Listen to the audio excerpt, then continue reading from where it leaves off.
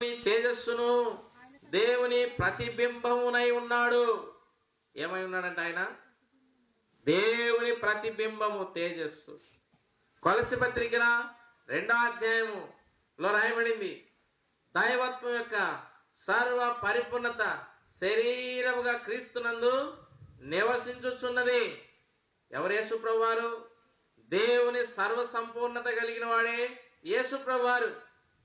రోమాపత్రిక 9వ అధ్యాయం 6వ వచనం, ఈయన సర్వాధికారి అయిన దేవుడైండి నిరంతరమును స్తోత్రార్హుడై ఉన్నాడు. ఎవరు? యేసు ప్రభువారు, సర్వాధికారి అయిన దేవుడు. 1 తిమోతి పత్రిక 6వ అధ్యాయం 17వ వచనం, 16-17 వచనం, ఆ సర్వాధిపతి యుక్త కాలమున తన ప్రత్యక్షతను కనపరచెను. రాజులకు రాజును ప్రభువులకు ప్రభువై సమీపింపరాని తేజస్సులో ఆయన మాత్రం వసించుచు అమరత్వం గలవాడై ఉన్నాడు. ఎవరు? యేసు ప్రభువారు. ప్రకటన గ్రంథం 1వ అధ్యాయం 18వ వచనం, నేను మొదటి వాడును కడపటి వాడును జీవించువాడును, మృతుడనైతేనే గాని ఇదిగో యుగ యుగములకును సజీవుడను. కాబట్టి యేసు ప్రభువారు ఎవరు? ఆయన సర్వాధిపతి, సర్వశక్తిమంతుడు, సర్వ సృష్టికి ఆది సంబోధుడు. యోహాను సువార్త 1వ అధ్యాయంలో రాయబడింది 3వ వచనం, కలిగి ఉన్నదేది ఆయన లేకుండా కలగలేదు. 1 కొరింథీ పత్రిక 8వ అధ్యాయం 6వ వచనములో మనకు ప్రభువు ఉన్నాడు, ఆయనే యేసుక్రీస్తు వారు, సమస్తం ఆయన మూలముగా కలిగినది, మనము ఆయన మూలముగా ఉన్నవారు.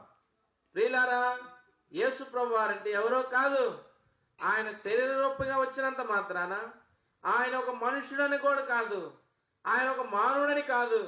ఆయన సర్వాధిపతి, సర్వశక్తిమంతుడు, సర్వాధికారి, సర్వమును నిర్మించిన వాడు, సర్వమును కలుగుటకు మూలమైన వాడు, సర్వమును నిర్వహించుచున్నవాడు, సర్వశక్తిమంతుడైన దేవుడు.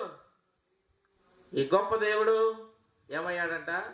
ప్రతి మనుషుని కొరకు మరణం అనుభవించాడు. ఎందుకు ఆయన మరణం పొందవలసిన స్థితి వచ్చింది?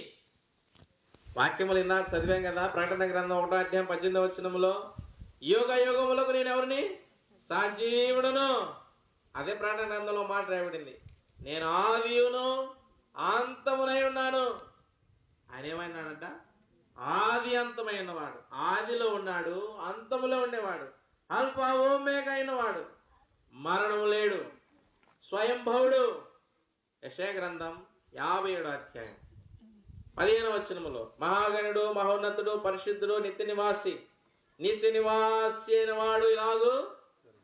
అప్పుడు ఎవరైనా నిత్యము నివసించేవాడు, స్వయంభవుడు, మరణము లేనివాడు.